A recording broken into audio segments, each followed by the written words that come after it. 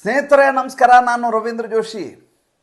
ನೀವು ಹೇಗೆ ಯಾವುದೇ ಕೋನದಿಂದ ಯೋಚನೆ ಮಾಡಿದರೂ ಕೂಡ ಕಡೆಗೆ ಬಂದು ಈ ಪ್ರಕರಣ ನಿಲ್ತಾ ಇರೋದು ಕಾಂಗ್ರೆಸ್ ಪಕ್ಷ ಮತ್ತು ಇಂಡಿಯಾ ಅಲಯನ್ಸ್ ಬಳಿ.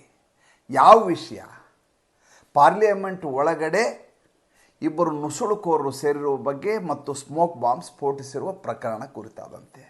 ಭದ್ರತಾ ವೈಫಲ್ಯ ಒಪ್ಪಲೇಬೇಕು, ಇದೊಂದು ಭಾಳ ದೊಡ್ಡದಾದಂಥ ಲೋಪ, ಎರಡು ಮಾತೇ ಇಲ್ಲ. ಆದರೆ ಇದರ ಹಿಂದೆ ಟೂಲ್ ಕಿಟ್ ಯಾರ್ದಿದೆ, ಯಾರು ಇಷ್ಟೆಲ್ಲ ಷಡ್ಯಂತ್ರ ಮಾಡಲಿಕ್ಕೆ ಕಾರಣೀಭೂತರು, ಇದರ ಒಳಗೆ ಹೊಕ್ಕಂತೆ ಕಂಡು ಬರ್ತಾ ಇರುವಂಥ ವ್ಯಕ್ತಿಗಳನ್ನು ನೋಡಿದರೆ ಕಾಂಗ್ರೆಸ್ಸು ಮತ್ತು ಇಂಡಿಯಾ ಅಲಯನ್ಸ್ ಜೊತೆನೇ ಬಂದು ಸೇರ್ಕೋತಾ ಇದೆ ಪ್ರಕರಣ. ಏನು ವಿಷಯ? ಈಗ ಯಾವ 6 ಜನ ಈ ದುಷ್ಕರ್ಮ ಮಾಡಿದ್ರಲ್ಲ, ಯಾರು ಇಂಥದ್ದೊಂದು ದೊಡ್ಡದಾದಂಥ ಭದ್ರತಾ ವೈಫಲ್ಯಕ್ಕೆ ಕಾರಣೀಭೂತರಾದರು ಮತ್ತು ಭಾರತದ ಸ್ಥಿರತೆಗೆ ಧಕ್ಕೆ ತರುವಂಥ ಕೆಲಸ ಮಾಡಿದ್ರಲ್ಲ, ಅವರ ಪರವಾಗಿ ವಕೀಲಿ ಮಾಡಲಿಕ್ಕೆ ವಿಶೇಷವಾಗಿ ಈ ಅಮೂಲ್ ಶಿಂದೆ ಅಂತಿದ್ದಾನಲ್ಲ, ಲಾತೂರ್ ಅವನ ಪರವಾಗಿ ಮತ್ತು ಉಳಿದವ್ರ ಪರವಾಗಿ ಹೋರಾಟ ಮಾಡಲಿಕ್ಕೆ, ಕಾನೂನು ಹೋರಾಟ ಮಾಡಲಿಕ್ಕೆ ಸಿದ್ಧನಾದವನ ಹೆಸರು ಅಸೀಮ್ ಸರೋದೆ ಅಂತ. ಯಾರು ಈ ಅಸೀಮ್ ಸರೋದೆ? ಈ ಅಸೀಮ್ ಸರೋದೆ ಮೂಲತಃ ಗುಜರಾತಿಗಳಿವರು, ಪಾಟೀದಾರ್ ಕಮ್ಯುನಿಟಿಗೆ ಸೇರಿದವರು, ಪಟೇಲ್ರು ಅಂತ ಹೇಳ್ತಾರೆ ಗುಜರಾತ್ ಕಡೆ. ಬಟ್ ಸೆಟ್ಲ್ ಆಗಿರೋದು ಮಹಾರಾಷ್ಟ್ರದಲ್ಲಿ, ಪೂನಾದಲ್ಲಿರುವಂಥದ್ದು. ಮುಂಬೈ ಹೈಕೋರ್ಟ್ಗೆಲ್ಲ ಬರ್ತಾರೆ, ದಿಲ್ಲಿಗೂ ಬರ್ತಾರೆ, ದಿಲ್ಲಿಯಲ್ಲೂ ಕೇಸ್ ನಡೆಸ್ತಾರೆ. ಸೀನಿಯರ್ ಮೋಸ್ಟ್ ಲಾಯರ್ ಅಂತ ಹೇಳಲಾಗತ್ತೆ. ಇವರು ಯಾವುದರಲ್ಲಿ ಎಕ್ಸ್ಪರ್ಟೈಸ್ ಅಂತ ನೋಡ್ತಾ ಹೋದೆ ನಾನು. ಇವರ ಪ್ರೊಫೈಲನ್ನು ಲಿಂಕ್ಡ್ಇನ್ನಲ್ಲಿ ತೆಗೆದು ನೋಡಿದಾಗ ಯಾವುದಾದ್ರೂ ಒಬ್ಬ ವಕೀಲ ಯಾವುದೋ ಒಂದು ವಿಷಯದಲ್ಲಿ ಅಥವಾ 2 ವಿಷಯದಲ್ಲಿ ಮಾಸ್ಟ್ರಿ ಹೊಂದಿರ್ತಾರೆ, ಅಂಥದ್ದೇ ಪ್ರಕರಣಗಳು ತೆಗೆದುಕೋತಾರೆ. ಅಂದರೆ ಸಿವಿಲ್ ಕೇಸ್ ತಗೊಳ್ಳೋರು ಕೇವಲ ಸಿವಿಲ್ ಮಾಡ್ತಾ ಇರ್ತಾರೆ, ಕ್ರಿಮಿನಲ್ ಕೇಸ್ ತಗೊಳ್ಳೋರು ಕ್ರಿಮಿನಲ್ ಕೇಸ್ಗಳನ್ನ ನೋಡ್ಕೋತಾ ಇರ್ತಾರೆ, ಫ್ಯಾಮಿಲಿ ಕೋರ್ಟ್ ವಿಷಯಗಳನ್ನ ಮಾಡಿ ಫ್ಯಾಮಿಲಿ ಕೋರ್ಟ್ ಮಾಡ್ತಾರೆ. ಈ ಮನುಷ್ಯ civil, criminal, family, human rights, international, environment ಎಲ್ಲ ಪ್ರಕರಣಗಳನ್ನು ಇವರು ವಕಾಲತ್ತು ವಹಿಸಿ ಕೋರ್ಟಲ್ಲಿ ವಾದ ಮಂಡಿಸ್ತಾರಂತೆ. ಅಂಥ ಮನುಷ್ಯ ಈಗ ಇಂಥ ರಾಷ್ಟ್ರದ್ರೋಹಿಗಳು, ಯಾಕೆಂದರೆ ಇವರು ರಾಷ್ಟ್ರದ್ರೋಹಿ ಅಂತ ಯಾಕೆ ಹೇಳ್ತಾ ಇದ್ದೇನೆ ಅಂದರೆ, ಇವ್ರ ಮೇಲೆ UAPA ಪ್ರಕಾರ ಕೇಸ್ ಹಾಕಲಾಗಿದೆ. ಆದ್ದರಿಂದ ರಾಷ್ಟ್ರದ್ರೋಹದ ಮೊಕದ್ದಮೆ ಇರೋದರಿಂದ ಇವರು ರಾಷ್ಟ್ರದ್ರೋಹಿಗಳಾಗಿರುವುದರಿಂದ ಅವರ ಪರವಾಗಿ ಇವರು ವಕಾಲತ್ತನ್ನು ಹಾಕಿದ್ದಾರೆ. ಹಾಗಾದರೆ ಯಾರು ಇವರು? ಇವರ ಹಿನ್ನೆಲೆ ಏನು? ಯಾರು ಈ ಅಸೀಮ್ ಸರೋದೆ?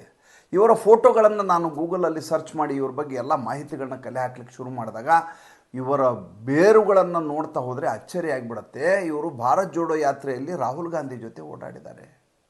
ಆಮೇಲೆ ಗೇಮ್ಸಲ್ಲಿ ದುಡ್ಡು ಲೂಟಿ ಮಾಡಿದ್ನಲ್ಲ ಸುರೇಶ್ ಕಲ್ಮಾಡಿ, ಆತನ ಜೊತೆ ಈತನ ಫೋಟೋಗಳಿದ್ದಾವೆ. ಅದಕ್ಕಿಂತ ಮುಖ್ಯವಾಗಿದ್ದು ಇಂಡಿಯಾ ಅಲಯನ್ಸ್ ಅಂತ ಹೇಳಿದೆ. ಹೇಗೆ ಅಕ್ಟೋಬರ್ 13ನೇ ತಾರೀಕು ಇವರು ಕೋರ್ಟ್ನಲ್ಲಿ ವಾದ ಮಂಡಿಸ್ತಾರೆ ಮಹಾರಾಷ್ಟ್ರದಲ್ಲಿ. ಯಾರ ಪರವಾಗಿ? ಉದ್ಧವ್ ಠಾಕ್ರೆ ಪರವಾಗಿ. ಇವರು ಇನ್ನೊಬ್ಬ ಕಪಿಲ್ ಸಿಬಲ್ ಆಗುವ ನಿಟ್ಟಿನಲ್ಲಿ ಹೆಜ್ಜೆಯನ್ನು ಇಡ್ತಾ ಇರುವಂಥ ವ್ಯಕ್ತಿ ಅನ್ನೋದು ಮೇಲ್ನೋಟಕ್ಕೆ ಸ್ಪಷ್ಟ ಆಗುತ್ತೆ. ಪತ್ವಂತ್ ಸಿಂಗ್ ಪನ್ನು ಮೊನ್ನೆ ಒಂದು ಸ್ಟೇಟ್ಮೆಂಟ್ ಕೊಟ್ಟ ನಿನ್ನೆ. ಏನಂತ? ಯಾರು ಈ ರೀತಿ ಪಾರ್ಲಿಮೆಂಟ್ ಒಳಗಡೆ ಭದ್ರತಾ ವೈಫಲ್ಯ ಮಾಡಿ ನುಗ್ಗಿದ್ರೋ ಅವರಿಗೆ ನಾನು 10 ಲಕ್ಷ ರೂಪಾಯಿ ಬಹುಮಾನವನ್ನು ಘೋಷಿಸ್ತೇನೆ ಅಂತ ಮಾತು ಹೇಳಿದ್ರು. ಅಂದರೆ ನೀನು ಮಾಡಿದ್ದು ಭಾಳ ಒಳ್ಳೆಯ ಕೆಲಸ, ದೇಶದ್ರೋಹಿ ಕೆಲಸ ಮಾಡಿದ್ದು ಭಾಳ ಒಳ್ಳೆಯದಾಗಿದೆ, ಅದಕ್ಕೆ ನಿನಗೆ ಬಹುಮಾನ ಅಂತ ಆತ ಹೇಳ್ದ. ಆತನಿಗೂ ಈ ಅಸೀಮ್ಗೂ ಏನಾದರೂ ವ್ಯತ್ಯಾಸ ಇದೆಯಾ ನನಗೆ ದಯವಿಟ್ಟು ಹೇಳಿ. ಅಸೀಮ್ ಸರೋದೆ ಯಾವುದೇ ಒಂದು ವೃತ್ತಿ ಇರಲಿ, ವಕೀಲಿ ವೃತ್ತಿ ಇರಲಿ, ವೈದ್ಯ ವೃತ್ತಿ ಇರಲಿ, ಶಿಕ್ಷಕ ವೃತ್ತಿ ಇರಲಿ, ಕನ್ಸ್ಟ್ರಕ್ಷನ್ ಇರಲಿ, ಯಾವುದೇ ಪತ್ರಕರ್ತ ಆಗಿರಲಿ, ಯಾರೇ ಆಗಲಿ ರಾಷ್ಟ್ರಹಿತದ ಎಡೆಗೆ ಅವರ ಆಲೋಚನೆ ಆಗಿರಬೇಕು.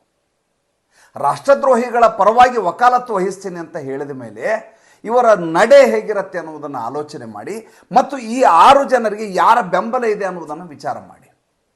ಒಂದು ದೊಡ್ಡದಾದಂಥ ವಿಡಿಯೋ ಇವತ್ತು ಎಲ್ಲ ಕಡೆ ವೈರಲ್ ಆಗ್ತಾ ಇದೆ. ಯಾರ ಬಗ್ಗೆ? ನೀಲಂ ಬಗ್ಗೆ. ಯಾವ ನೀಲಂ?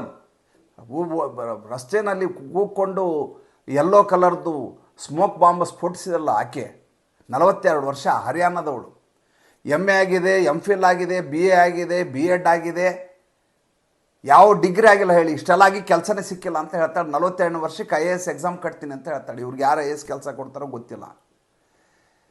ಈಕೆ ಕಾಂಗ್ರೆಸ್ ಪರವಾಗಿ ಭಾಷಣಗಳನ್ನು ಮಾಡಿದ್ದು, ಜನರನ್ನು ಸೇರಿಸಿ ಎಲ್ಲ ಕಡೆ ಸಾರ್ವಜನಿಕ ರ್ಯಾಲಿ ಮಾಡಿದ್ದು ವಿಡಿಯೋಗಳು ಎಲ್ಲ ಕಡೆ ಹರಿದಾಡ್ತಾ ಇದ್ದಾವೆ. ಅಂದರೆ ಈಕೆ ಕಾಂಗ್ರೆಸ್ ಕಾರ್ಯಕರ್ತೆ ಅನ್ನೋದು ಮೇಲ್ನೋಟಕ್ಕೆ ಸ್ಪಷ್ಟವಾಗಿ ಬಿಡುತ್ತೆ. ಇನ್ನು ಅವರು ಆಯ್ಕೆ ಮಾಡಿಕೊಂಡಿರುವಂಥ MP ನೋಡಿ, ಬೇಕು ಅಂತಲೇ ಒಬ್ಬ ಭಾರತೀಯ ಜನತಾ ಪಕ್ಷದ ಸಂಸದನ ಮೇಲೆ ಇಂಥದ್ದೊಂದು ಆರೋಪ ಬರಬೇಕು, ಕಳಂಕ ಬರಬೇಕು ಭಾರತೀಯ ಜನತಾ ಪಕ್ಷದ ಮೇಲೆ. ಅದಕ್ಕೆ ಇಡೀ ದೇಶದ ಬೇರೆ ಬೇರೆ ಭಾಗದವರು ಇವರು, ಒಬ್ಬಳು ಹರಿಯಾಣದವಳು, ಒಬ್ಬ ಮಹಾರಾಷ್ಟ್ರದ ಲಾತೂರವನು, ಇನ್ನೊಬ್ಬ ಕಲ್ಕತ್ತಾದವನು, ಹೀಗೆ ಬೇರೆ ಬೇರೆ ಭಾಗದಿಂದ ಬಂದಂಥವರು ಮೈಸೂರನ್ನೇ ಆಯ್ಕೆ ಮಾಡ್ಕೋತಾರೆ. ಮೈಸೂರಿನ MP ಗೋಸ್ಕರನೇ ನಿರಂತರವಾಗಿ ಪಾಸ್ಗಳನ್ನು ಕೇಳ್ಕೊಂಬರ್ತಾರೆ. ಹಾಗಾದ್ರೆ ಬೇರೆ ಎಲ್ಲಿಯೂ MP ಗಳಿರಲಿಲ್ವಾ? ಅವ್ರ ಹೆಸರಲ್ಲಿ ಪಾಸ್ ತೊಗೋಬೋದಿತ್ತಲ್ಲ, ಅಲ್ಲಿ ಯಾಕೆ ತೊಗೊಳ್ಳಿಲ್ಲ? BJP ಮೇಲೆ ಬರಬೇಕಿದು, ನರೇಂದ್ರ ಮೋದಿ ಮೇಲೆ ವಿಷಯ. ಆಮೇಲೆ ಈ ಷಡ್ಯಂತ್ರದ ಮಜಾ ನೋಡಿ ಹೇಗಿದೆ ಅಂದರೆ, ಯಾಕೆ ಈ ಕೆಲಸ ಮಾಡಿದರೆ ನೀವು, ಯಾಕೆ ಇಂಥದ್ದೊಂದು ದುಷ್ಕೃತ್ಯ ಮಾಡಿದ್ರಿ ಅಂತ ಕೇಳಿದ್ರೆ, ನರೇಂದ್ರ ಮೋದಿ ಅವರ ಗಮನ ಸೆಳೆಯಲಿಕ್ಕಾಗಿ ನಾವು ಮಾಡಿದ್ವಿ. ಗಮನ ಸೆಳೆಯೋದು ಅಂದರೆ ಬಾಂಬ್ ಸ್ಫೋಟ ಮಾಡುವುದಾ? ಭಾರತ ದೇಶದಲ್ಲಿ ಪ್ರಜಾಪ್ರಭುತ್ವ ವ್ಯವಸ್ಥೆಯಲ್ಲಿ ಪ್ರತಿಭಟನೆ ಮಾಡಲಿಕ್ಕೆ 1000 ದಾರಿಗಳಿದ್ದಾವೆ. ನೀವೇ ನಂಬಿದಂಥ ಗಾಂಧಿ ಉಪವಾಸ ಸತ್ಯಾಗ್ರಹ ಮಾಡ್ತಾ ಇದ್ರಲ್ರಿ.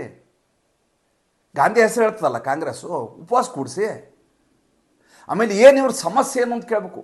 ರೈತರ ಸಮಸ್ಯೆಗಳು ಇವ್ರ ಸಮಸ್ಯೆ ಅಂತ, ಇವ್ರಿಗೆ ಕೆಲಸ ಇಲ್ಲ. ರೈತರ ಪರವಾಗಿ ಇವರು ಹೋರಾಟ. ಮಣಿಪುರದ ಗಲಭೆ ಬಗ್ಗೆ ಇವರು ಗಮನ ಸೆಳಿಬೇಕಂತೆ ನರೇಂದ್ರ ಮೋದಿ ಅವ್ರದ್ದು.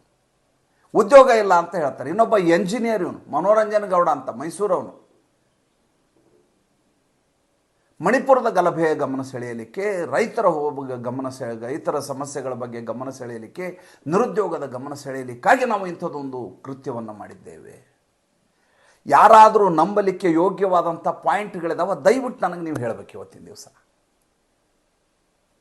ಇದು ಯಾವುದೂ ಕೂಡ ಯೋಗ್ಯವಾದಂಥ ಪಾಯಿಂಟ್ ಅಲ್ಲ ಅಂತ ಯಾರು ಬೇಕಾದರೂ ಹೇಳ್ಬೋದು. ಆದರೆ ಷಡ್ಯಂತ್ರ ಹೇಗಿದೆ ಅಂದರೆ, ಭಾರತದಲ್ಲಿ ಸುರಕ್ಷೆ ಇಲ್ಲ, ಒಂದು ಪಾರ್ಲಿಮೆಂಟನ್ನು ಭದ್ರತೆಯನ್ನೇ ನೋಡ್ಕೊಳ್ಳಾರ್ದವ್ರು ದೇಶ ಏನು ಆಳ್ತಾರೆ ಅನ್ನೋವಂಥ ಒಂದು ನರೇಟಿವ್ ವಿಶ್ವ ಮಟ್ಟದಲ್ಲಿ ಹೋಗಬೇಕು. ಆ ಕೆಲಸವನ್ನು ಮಾಡಿದರು. ಅದಕ್ಕಾಗಿ ಮೈಸೂರು ಬರ್ತಾರೆ, ಮೈಸೂರು ನಿರಂತರ ಹೋರಾಟ ಮಾಡ್ತಾರೆ, ಪಾಸ್ಗಳಿಗಾಗಿ ದುಂಬಾಲು ಬೀಳ್ತಾರೆ, ಅಂಗಲಾಚ್ತಾರೆ. ಅಲ್ಲಿಂದ ಚಂಡೀಗಢಗೆ ಹೋಗ್ತಾರೆ, ಚಂಡೀಗಢದಲ್ಲಿ ಸಭೆ ಮಾಡ್ತಾರೆ, ಅಲ್ಲಿಂದ ಹಾಗಾದರೆ ದುಡ್ಡು ಕೊಟ್ಟವ್ರು ಯಾರು? ದುಡ್ಡು ಯಾರಿಗೆ ಕೊಟ್ಟರು ಇವ್ರಿಗೆ?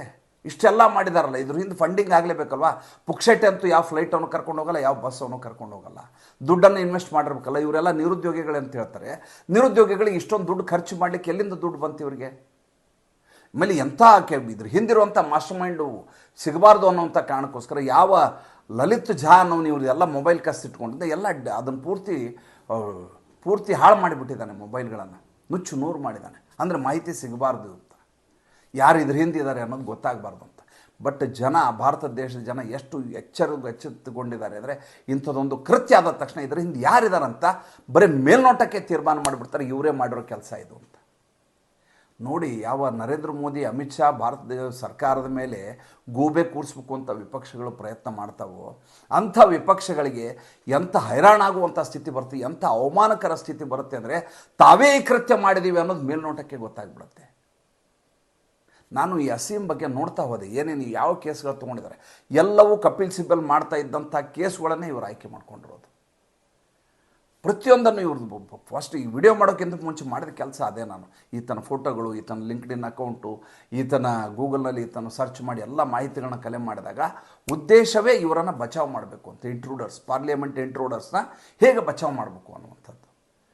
ಈ ದೇಶದ ಸುರಕ್ಷತೆಯ ಬಗ್ಗೆ ಕಳಕಳಿ ಇರಲಾರ್ದ ವ್ಯಕ್ತಿ ಇಂಥ ಪವಿತ್ರ ವೃತ್ತಿಯಲ್ಲಿದ್ದುಬಿಟ್ರೆ, ವಕೀಲಿ ವೃತ್ತಿ, ವೈದ್ಯ ವೃತ್ತಿ ಇಂಥಲ್ಲಿದ್ದುಬಿಟ್ರೆ ದೇಶದ ಗತಿ ಏನಾಗುತ್ತೆ? ಅದೇ ನಾನು ಕಾಡ್ತಾ ಇರುವಂಥ ಪ್ರಶ್ನೆ. ದಯವಿಟ್ಟು ನಮ್ಮ ಈ ಸಂಚಿಕೆಯನ್ನು ಹೆಚ್ಚು ಜನರಿಗೆ ತಲುಪಿಸುವಂಥ ದಯವಿಟ್ಟು ಸಣ್ಣ ಕೆಲಸ ಅಂತ ನಾನು ಹೇಳಿದ್ರು, ಭಾಳ ದೊಡ್ಡದಾದಂಥ ಕೆಲಸ, ಪವಿತ್ರವಾದ ಕೆಲಸ. ದಯವಿಟ್ಟು ಶೇರ್ ಮಾಡಿ. ನಮ್ಮ ಮುಕ್ತ ಪತ್ರಿಕೋದ್ಯಮಕ್ಕೆ ದಯವಿಟ್ಟು ಆರ್ಥಿಕವಾಗಿ ಬೆಂಗಾವಲಾಗಿ ನಮಸ್ಕಾರ.